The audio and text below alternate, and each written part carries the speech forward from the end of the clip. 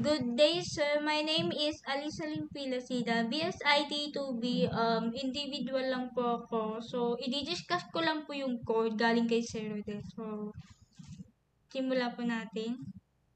Bago po tayo magsisimula, I try my best kahit pa paano. So, sisimula po natin ng DB connection. So, siyempre, package student info, etc. Gano'n. Kailangan po natin ng isit ng package name para ma-organize yung mga Java files mo. Ganun. So, meron po tayong tatlong import which is connection, driver manager, SQL exception, ganun po. Para makipag-connect ay SQL, ganun po. So, siyempre, lalagay po natin yung public plus DB connection para mag-start po yung sa class. Ngayon, meron po tayo ng tatlong private static final which is URL, users, and password. So, yung URL po, syempre, yung link po, alam po natin yan. Pag nat-link po yung yung link, doon po yung napupunta na kung saan, makikita nyo yung link. Then, user, so, sa username, ganun po. Password, siyempre, yung mga privacy, kailangan po yan. Hindi naman po pwede mo wala yun. Ngayon, public static connecting, get connection, ganun, para mag-open yung database. Then, connection none, try, block. Siyempre, di ba po, nilagay po natin yung URL, user, and password para mabigyan po yung totoong connection na object. Ganon. So, siyempre, di po natin pwede mawala yung ilagay natin yung system out, print in. It is, connection established successfully kapag tama yung ginagawa mo. Pero kung mali yung yung ginawa mo, ma-connect yung failed siya. Kapag mali yung ginagawa mo, kapag nag-fail siya, ganon, ibabalik yung parang uulitin mo siya, ganun po siya. Then, public static void close connection. So, para i-close po yung connection kung matapos yung gamitin. Ganun. And try, if control. So, yun nga po, sinabi ko po kanina na kapag kung hindi na null yung connection, tapos bukas pa ito close po yung after nyo, parang ganun, maging successfully siya, ganun po. Pagka kung paulit-ulit siya nung mali, ganun, nag-error po sa habang nag-close, yun po yung papasok. So, ganun po sa yung DV connection. Kapag niran mo yung class na yun, automatic na siya yung tatawag ng get connection. Para i-test kung gumagana yung connection mo.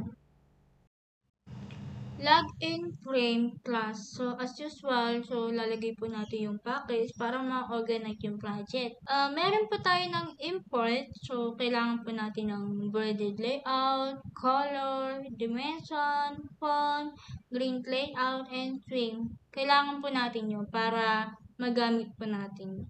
Para katulad ng mga labels, buttons, layout manager, yung mga text field, ganun po siya. So, siyempre, public class login frame, extend FG frame, para ito po yung mismong login window na makikita yung mga ng user, gano'n.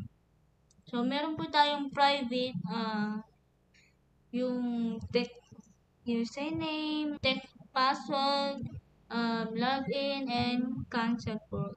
Yun po yung para magamit po natin sila. So, ito po yung private final. Gumagawa po yung mga UCDAO. Ganun po ba yun? Para nakakonect siya ng database. So, DAO po ay tawag po ng Data Access Object. So, meaning, siya yung taga-set ng username and password sa database. Public login frame, UCDAO. UCDAO, ganun, checker po. Gumagawa po ng instant na UCDAO.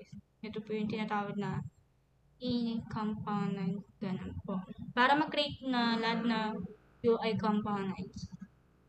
So, siyempre, set title. Ito po yung nag-set na window title. Ganun po. Yun po yung student information system. Yun po yung yung parang title na makikita niyo po siya doon sa output. Ganun. Siyempre, meron po tayong exist on close. Para pag sinaryan yung login window, tumitigil po yung program. Ganun po siya. Then, set resizable. Hindi siya pwede ma-resize. Straight na window.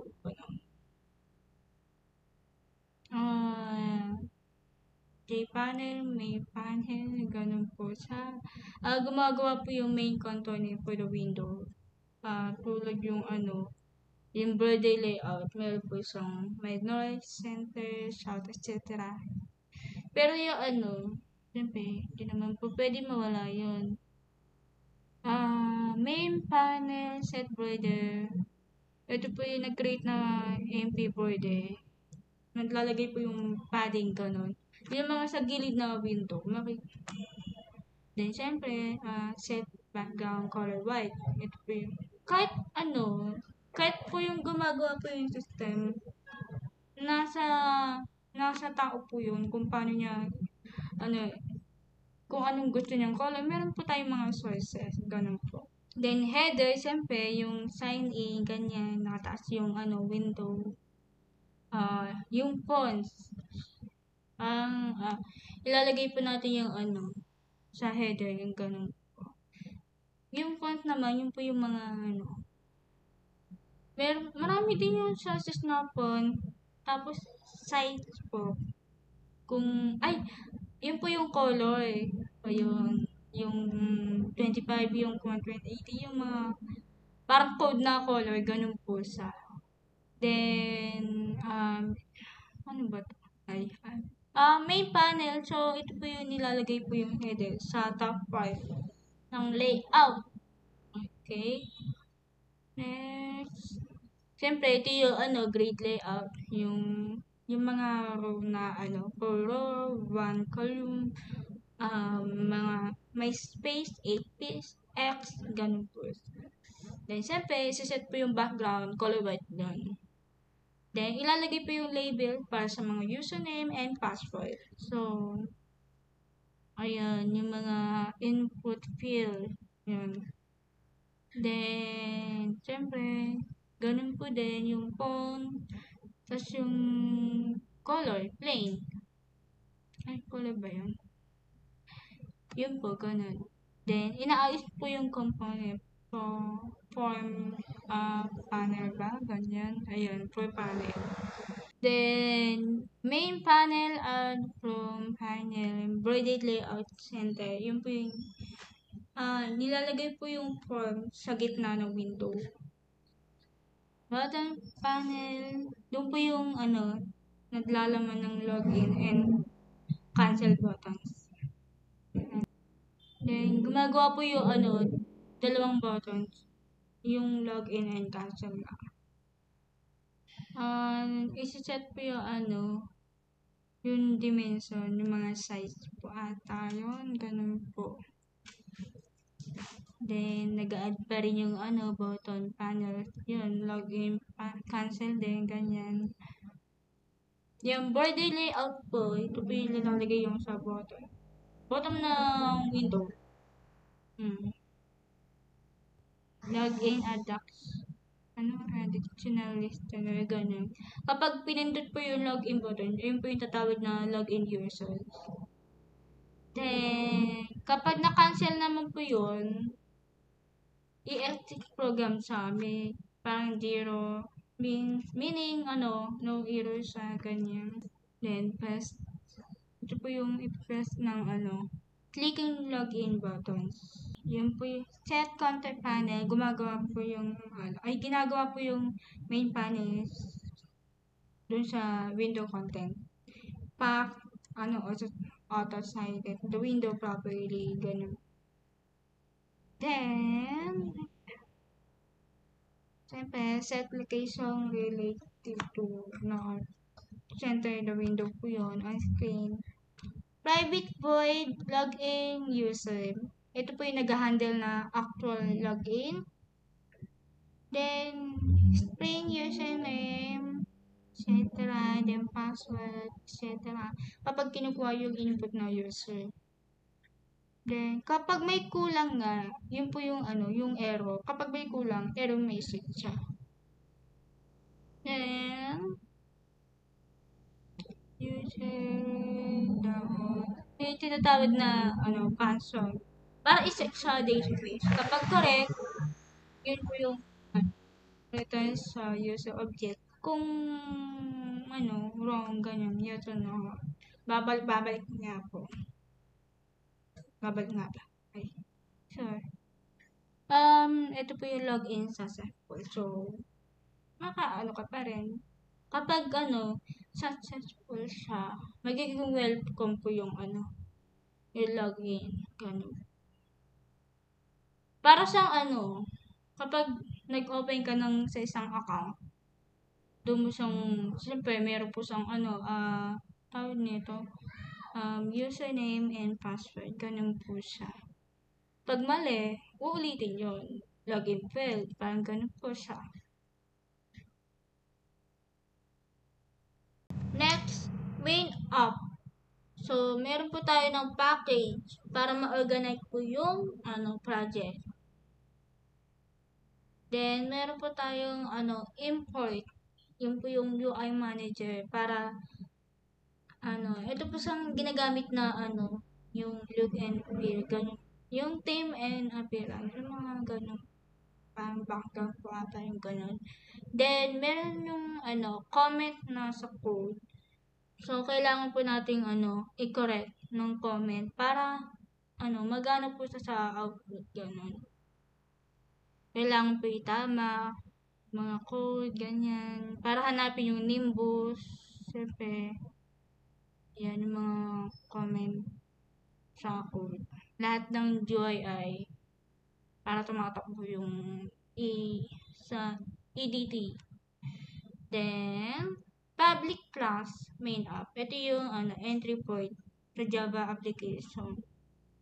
String, public static void main string. Kapag niran mo yung kapag niran ang program, dito yung magsisimula. Then, setting, ito yung look and feel. View active.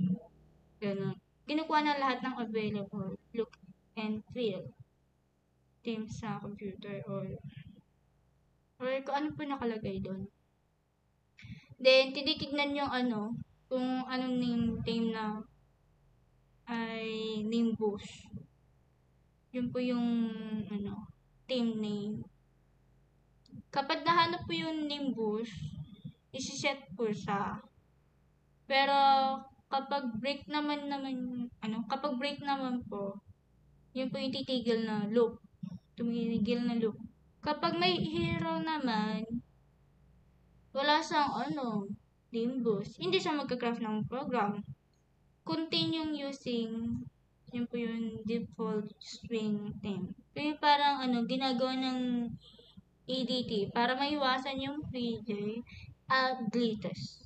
Ito-type po natin yung splash screen, splash, ganyan. Ito po yung gumagawa ng splash screen window. So, probably, yung loading screen mo, you can show naman yung logo, school name, etc. Ganyan. Set visible. So, pinapakita yung splash screen. Ganyan po siya. So, ang nangyari nun, parang kapag inoon mo na yung Nimbus theme, para gumanda yung UI. Kapag hindi siya available, ganyan. Default theme na lang. Kung gamit ng EDT, then kinabukasan nun, then binubusan yung splash screen. Yun po siya. Next, splash screen. So, siyempre, package, ganyan. Di po mawala yun. So, meron po tayo ng ini-import na UI component at layout manager. Yun po yung sinabi ko kanina, border layout, color, font, grid layout, and string. Public class, splash screen, extend the window. Borderless window, walang S button, walang title bar. Ayan, perfect sa splash screen window, loading window. So, meron po tayo ng private, progress bar, timer, in progress. Yun. Yun po yung progress bar naman, loading bar sa baba, timer na papa-animate sa loading bar. Nagsisimula ng 0% yung progress po. Ang init component naman, yun po yung build UI. Start loading naman, nag-start po siya ng animation, progress bar. So, siyempre, lalagay po yung white background. May containing gamit ng border layout. Then, meron po tayo ng 3 rows. Yung title, subtitle, loading text. Yung background, white pa rin. Yun po yung meron tayong fonts, size, color. Ay, may size ba? Ay, wala po. Yun. Yung mga color. Yung color po. Yung blue, title, and enter. Ganyan po. Then, yun po yung yung subtitle niya. Gray. Color gray yung subtitle text. Tapos naman, yun po yung italic or italic. Yun po yung fonts italic. Para i-text po yung so loading message. Ganun. Center panel, yan. App name, subtitle, and author. Meron po tayo ng progress bar na yung range, siyempre, 0 and 100. Then, display po. Ayun, yun po yung i-text inside the bar. And, simple lang naman yung font. Ito po yung main panel. Center panel, ganyan. Progress bar, body layout, center yung sa soap. Windows site, yun po yung site. 600 and X300. Yun po yung sa screen. Pero wala po siyang title bar kasi nga G-Windows siya. Then, timer, yan. Ito po yung every 40. Kapag na-inside yung ng 100. Progress naman, yung 2. Then, progress bar, set value. Parang kailang 2 seconds lang siya bago ma-reach yung 100. Yung parang loading siya, gano'n. And kapag 100 naman, nag-stop yung animation loop.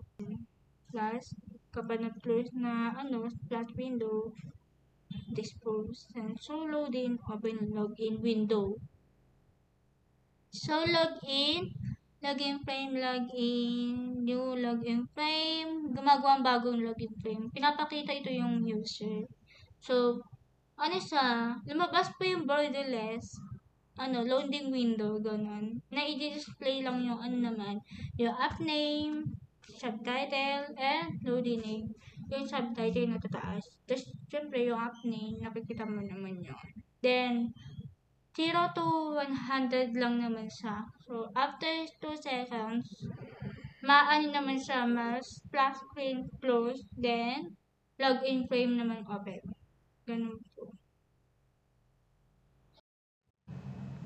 Next, student Java. So meron po tayong parang common na code. Ito po yung student record, information, ginagamit po yung code na katulad ng create, read, update, and delete. So, ito po yung display data na in table forms. Siyempre, yung package po. Yun pa rin yung ginagamit natin, yung student employee crude up. So, public class student. Ito po yung magsisilbi ng data model, blueprint, bawat na estudyante. So, meron po tayong private na int ID, name, cost, and year. Ito po yung lahat ng information. So, kaya po private, syempre, para maprotektahan yung yung data. And yung isa lang yung ma-access. Public student, yun po yung MP student, ganun po. Yung mga billing, ganyan. And yun po yung nilagay po natin yung ID, string ID, string calls, and in year. Ito po yung ma-provide naman yung database sa ID, ganyan. Di naman sa okay lang kahit walang ID kasi nandun naman yung yung name, course, and year. Magagamit pa rin kahit papaano. Kasi na-automatic naman yun eh. Pero siyempre, meron naman yung ibabalik pa, i-return na student ID, ganun. Kapag ka nag-a-assign o nag-update ng ID, so, maano naman yung database na operation. Get name, set name, yung mga estudyante, ganyan po. Bawat po estudyante, get course, set course, bawat na kung ano pong course nila, ano pong year nila, yan, get years, set years. Para makuha po natin, o malalaman natin kung ano pong year nila, ano pong pangalan nila, sila po ba yung or nag-add ng bagong student, or pwede po yung madedelete ng yung mga info kapag health information, ganun po. Or madedelete naman po yung madedelete. Basta yun po. Yun po yung na-paste naman sa galing database via DAO. Student DAO. So, yun po yung lahat ng information. Yun po yung nag-handle na database. Kung posible po siyang kung posible po siyang maging maging malinis tignan, tsaka may mga separate na dapat gawin. Package, siyempre, ganun pa rin po. Meron po tayong import, SQL, utility list, ganun po. So, nag-i-import naman po siya na connection, prepare statement, result set, statement, yun po yung nag-ano siya ng database operation. Lists and array list, yun po yung multiple student object. Public class, student DAO, student model, ganun. Kapag di ba, create table, not objects. Kapag nag-create naman yung student DAO, automatic, nag-check po siya, or i-create naman yung database kapag may kulang. So, nakakatulong naman po ito kahit papaano. As long as, ilalagay mo lang sa code kung anong tamang gawin. Siyempre, kailangan po yun. Ayan, yun po yung create table if not extra student, yung mga etc. Kapag may missing, ganyan. Con and statement, yung meaning, nag-automatic siya ng closing of statement kapag nag-try lang, ganun. Ito po yung meron tayong execute to create table. Kung nag-exist naman, wala namang is not natin. So, safe naman. Kapag nag-cast naman, cast na print, nag-ano pa rin siya, nag-error talaga siya. Nag-create naman po yung yung array list para naman yung mga estudyante. Students object. Ganon. Ayan. Lahat po ng ID, name, course, year from student, order by ID. So, lahat po nyo, meron siyang select. May nag-try po ulit nun, yun, sinabi ko po kanina, connection, preface statement, result set. Both row by row to place student, yun po yung ganun pa rin po yung ID name, course name. Basta, kailangan po nandoon. Lalo na sa database na siya yung nag-handle. Siyempre, kapag out to list naman, kailangan po ng list dot add return list of students. Ayan. Return list. Pag nag-add po yung new student sa database, ayun po, public, boolean, insert student. Insert student. Meron po naman yung mga insert into student, name, course, year, value, etc. etc. Ayan. Rin po yung try. Connection con, preface statement. Yun po yung sinabi ko kanina.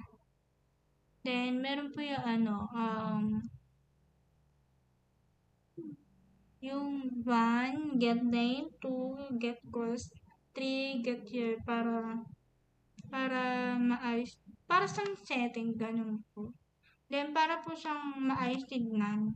Maayos po sa tignan. Ito po yung setting values. Get name, get course, get year. Para maayos po yung tignan. Ganun po. Then, execute update. Yun po yung number of rows affected. 0 naman, successful naman. Insert successful. Then, nag-update po yung students. Ayan, public boolean update students. Kapag nag-edit na para sa record. Update student, set name, course, year, yun po yung kung saan nagmamas na ID. Again, setting values ulit. So, for values, yun po. Ganun pa rin po. Name, course, year, target, ID. Execute ulit. So, update, ganyan. Pag row 0. Then, pwede naman siya i-delete na student. I-delete yung student gamit ng ID ganun. Para madali po siya. Kasi, lahat ng yung ID yun, parang connected naman siya sa mga info. Yung mga information po. So, ito po yung student DIO na nag-handle na lahat ng database. So, para maging malinis na, ma-organize siya, at maging ma-personal yung tignan, Java, ganyan. Next, student management frame. So, ito po sa main dashboard of CRUD system. So, siyempre, public class, yun po yung management frame. Exchange frame. Then, private, ito po yung ginagamit na nakalagay yung student DO. Yun po yung nakikipag-interact sa with database. Yung private, table students, text ID, text name, text course, and combo box, yung computer. Yun po yung input niya para makontrol sa kung ano po yung nangangailangan ng field, ganun. Then, table. And public, student management frame. So, this student, DO, yung student, nag-create po siya ng DO object. So, matik, student talaga na gagamitin natin. Then, ito po yung, meron pa tayong comment na code, yung build the entire bilang full screen, lahat full screen, na-open talaga yung window, kaya full screen siya.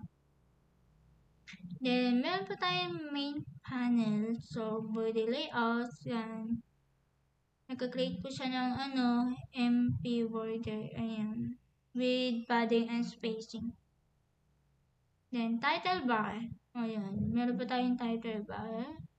Then, set background, border layout, yan, yung may color po.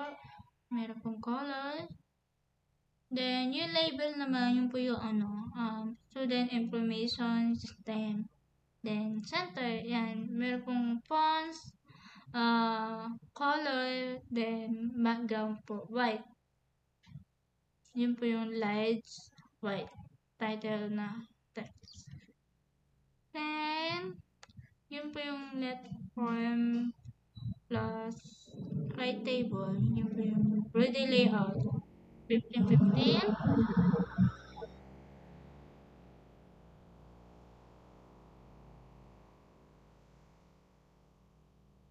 Center panel, so ito po yung left form and right table. Yun po yung body layout, 1515. Then left input form, body layout, 1010. Yun po yung i-create po yung title border na student details. Then sub panel, label and fill. Yun po. Yun po yung left column, label, then right column, text field. Yan, yun po yung 41888. Same lang po yung yung field. Then, labels again, ID and name. Field naman, so, kapag hindi siya maano ng ID, may ID talaga siya. Then, drop down your level. Drop down for you level. Yan, 1, 2, 3, 4, yun yung hanggang 4 year, ganun. Table panel, so, table is read only, ganyan. Then, pwede, yung buttons naman, for editing siya. Table row, click, list na. Yun po yung mouse clicker, ganun. Text, set text, yung mga set selected, ganun po. Bawat yung information. Kapag meron namang make, update, delete easy, ganyan. And may mga naman po, let inform again, use slip pane, button panel. Yun po yung parang nag-update. Yun po yung sinabi ko kanina, yun po yung update, delete, clear, refresh. Kapag kung meron po yung sa ilalim na dito. Yung all data from DB into table. Yun po yung mga list student, ganun po, all students. Object, yun po yung kapag object naman po, new object, yung get ID, get name, get course, get year. Then, nag-add po yung add student naman, yun po yung siguro po, if name is MP, ganyan, course is MP, pag nag-add ka pa, ganyan. Student, pag bullying success naman, yun yung mga student DAO, insert student. Check if ID. Ayan. Kapag nag-check po yung ID, minsan wala pa eh. Pero, kaya kailangan natin yung yung information about estudyante. Delete student kung may sobra or kung walang information, gano'n. Kung may mga kulang, ganyan po. Pwede siya ma-delete. May mga option naman. So, ito po yung yung option. confirm yes option. So, pwede siya mag-return. Clear form, reset field, and clear table selection. Nag-set, meron pa ng set visible. So, kailangan po yung save. Yun po yung kung anong purpose. Tapos, meron po kasi may mga design na lang po, yung mga background, ganun po. Yung mga nag-organize para maayos. Tsaka po, iko-correct po yung mga kung aling nandoon. Kung alin yung mga information doon. Next, user Java. So, ito po yung user Java package. As usual po, or package naman. Then, class purpose, yun po yung comment na code, yun po yung sinasabi ko. As long as, para masabi yung, para maayos yung pagka-output, gano'n. Then, public class users. So, siyempre, kung ikaw yung gagamit, talagang ikaw yung, parang account mo. Ganun siya. So, meron naman po tayo ng field which is ID, username, password, and full name. Yun po yung private na hidden sa ibang classes. So, good for security. Para naman maiwasan yung mga lalo na information ng bawat estudyante. Naman po yung empty user object. Nakakatulong po ito yung framework kapag nag-set po kayo ng value via setter. So, ito po yung pag siguro, pag nalagay po yung ID, ganyan, username, password, full name. Yung public user in ID, string username, string password, string full name. So, yung DB po, na-provide naman siya ng ID. As long as maayos po yung database. Tayong username and password. So, napaka-importante po. Bago po sa doon sa DB, yun po yung kanina. Yung public user, yun po yung username and password para sa galing po sa ng DB, then after nun, login na. Tsaka na magagamit yung mga, kasi user po siya Public in get ID, return ID, kapag kung may babalik pa ba, ganyan. Set ID, then in ID yung number po ng ID, ganun. Tapos, lilitaw naman po yung ID. Yung username po, ganun din po siya. I think, yung po. Pati po yung password. So, naman, kailangan po yung nakaset para maayos po. Then, full name, di po pwede mawala yun. Importante po talaga siya. Kaya po siyang meron tayong user Java kasi nga, may ID, username, password, and full name. Then, siyempre, yung USAD o yun po yung mga database na operation. So, login frame naman, yun po yung login process. And lastly, USIDAO. So, siyempre, package na naman po tayo.